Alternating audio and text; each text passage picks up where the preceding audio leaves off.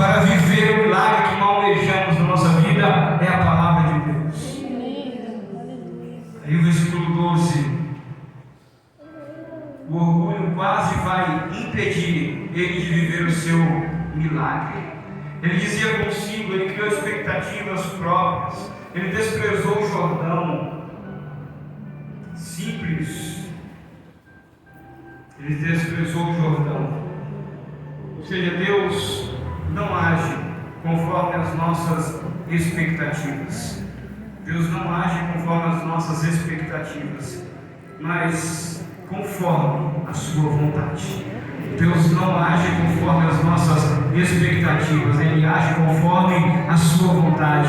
E a vontade dele é boa, a vontade dele é perfeita, a vontade dele é agradável. Aí ele faz além das nossas expectativas, porque Ele é poderoso para fazer infinitamente mais, além do que nós pedimos e além do que nós pensamos, segundo o seu poder que opera em nós. Então Ele não faz segundo as nossas expectativas, Ele faz segundo a sua vontade, que é melhor para a nossa vida. Então não se preocupe, porque o que Ele vai fazer na sua vida, na sua casa, na sua família, no seu ministério, é muito mais além do que você pensa, porque é segundo a vontade dEle, é segundo o querer dEle, é segundo o envio dEle, é segundo o envio do seu Espírito sobre a nossa vida. Louvado seja o Senhor. Versículo 13 nos declara que chegaram a ele os seus servos e lhe falaram e disseram: meu pai, se o profeta te dissesse alguma grande coisa, porventura não farias? Quanto mais dizendo-te ele: lava-te e ficarás purificado. Lava-te e ficarás purificado.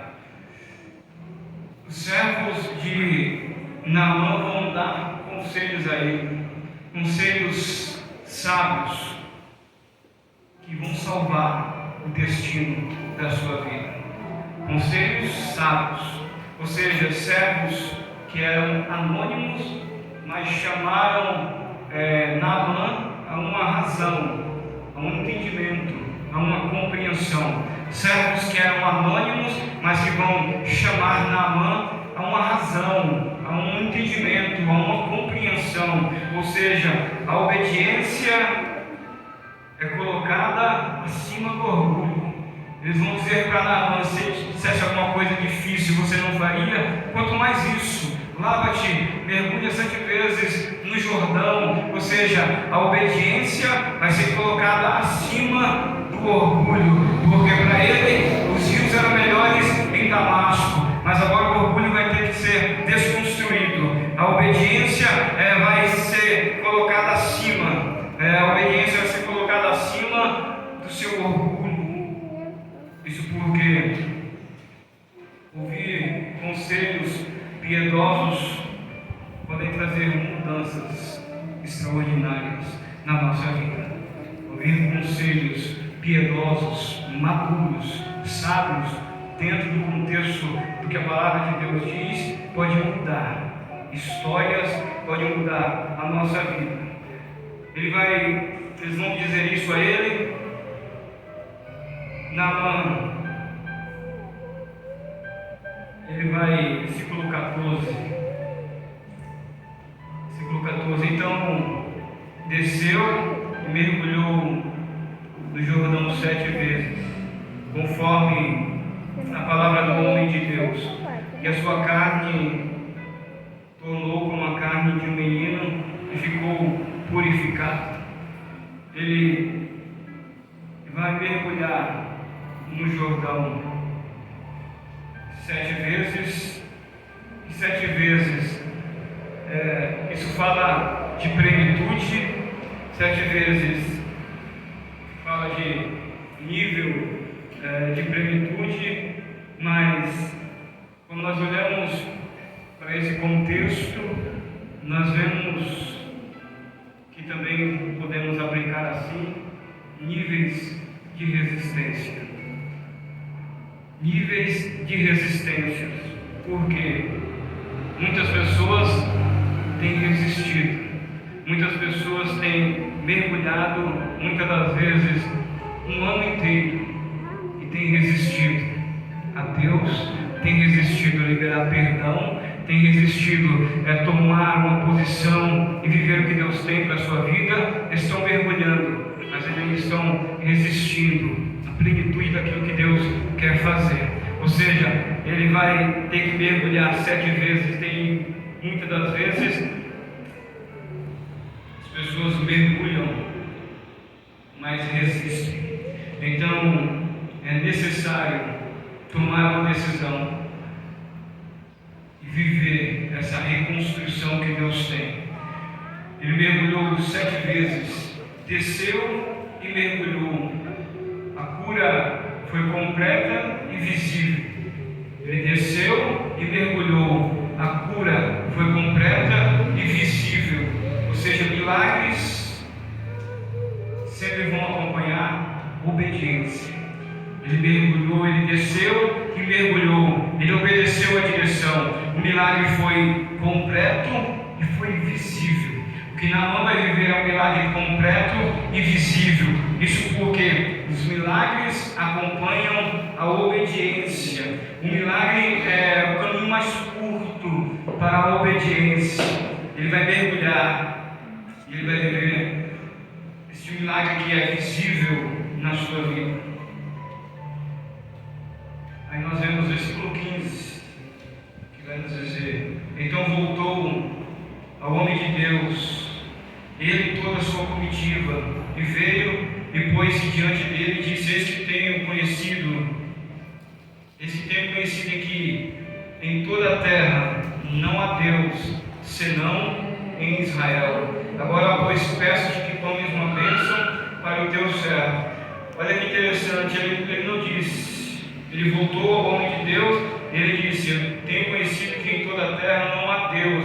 Ele não disse que em toda a terra não há um profeta, não há um homem. Isso porque o profeta nunca chamou a atenção para si. Ele vai dizer: eu tenho conhecido que em toda a terra não há Deus, senão em Israel. Ou seja, a maior cura de Naamã não foi da lepra. A maior cura de Naamã não foi da lepra. A maior cura de Naamã foi o reconhecimento do Deus verdadeiro. A maior cura de Naamã não foi a sua lepra, foi o reconhecimento de um Deus verdadeiro. Isso vai muito mais além do que uma cura física, porque agora ele vai dizer: agora eu sei que não há Deus em toda a terra senão em Israel. Mais do que a cura física, ele teve uma conversão espiritual, ou seja, uma conversão espiritual. Então a maior cura de Naamã não foi da lepra, foi o reconhecimento do Deus verdadeiro. Isso porque muitas pessoas podem até ser curadas no ambiente de culto. Agora a questão é, elas tiveram o reconhecimento do Deus verdadeiro, elas voltaram para servir a Deus, o Deus verdadeiro, por um pacto, com firmeza. Nós conhecemos muitos casos de pessoas que foram curadas, nunca mais voltaram, porque não tiveram conhecimento do Deus verdadeiro. Ele foi curado no corpo, mas a maior cura dele foi reconhecer o Deus verdadeiro. E o Deus verdadeiro, ele domina, ele está assentado em um alto e sublime trono. Ele faz os céus o seu trono e da terra os escabelos dos seus pés. Ele governa todas as coisas. Os homens podem dar as coisas a outros deuses, mas ele, o Senhor, é a terra e toda a sua plenitude. Ele é a terra e toda a sua plenitude. Os homens dão muitas coisas a outros deuses. Ele não deu nada para ninguém. Dele é a terra e toda a sua plenitude. Ele reina, ele governa, ele domina sobre todas as coisas. Tudo pertence a ele. O reconhecimento do Deus verdadeiro, isso é extraordinário, porque uma pessoa sabe: ele é o Deus verdadeiro. Se ele curar, ele é Deus. Se ele não curar, ele continua sendo Deus. Se ele fizer milagres, ele é Deus. Se ele não fizer milagres, ele é Deus. Se o homem der glória a Deus, ele é Deus. Se o homem não der glória a Deus, ele continua sendo Deus nos céus e na terra e para todos sempre. Ele não depende dos homens. Ele é absoluto, ele é imutável, ele é santo, ele é grande, ele é inabalável, ele é extraordinário, ele é plenitude de todas as coisas, ele é maravilhoso. Naamã tem a cura, mas o reconhecimento, a maior cura dele foi o reconhecimento do Deus verdadeiro. O maior milagre, o maior que Deus faz no corpo. O maior milagre é o que Deus faz na alma, no coração. O maior milagre não é o que Deus faz no corpo. O maior milagre é o que Deus faz dentro, na alma, no coração e no espírito. E Deus é tão extraordinário que Ele cura o corpo, Ele cura a alma, Ele cura o espírito. Ou seja, nada fica de fora. Ele cura tudo, Ele não deixa nada por incompleto. Porque tudo que Jesus começa, Ele completa. Aquele que começou a boa obra, Ele é fiel, Ele é poderoso para completar até o dia de Cristo, até o dia que Ele vier. Ele vai continuar curando a alma, o corpo e o espírito. Ele não faz nada pela metade. Ou seja, muitas pessoas oferecem apenas a cura do corpo. Ele não, Ele oferece a cura do corpo, da alma e do espírito, muito mais do que isso. Ele garante a salvação eterna da alma. Louvado seja o Senhor. Então, Naamã chegou leproso no corpo, mas saiu curado na alma. Ele chegou leproso no corpo e saiu curado na alma. Ou seja, Deus, Ele vai fazer em Naamã algo extraordinário. Ele vai se render.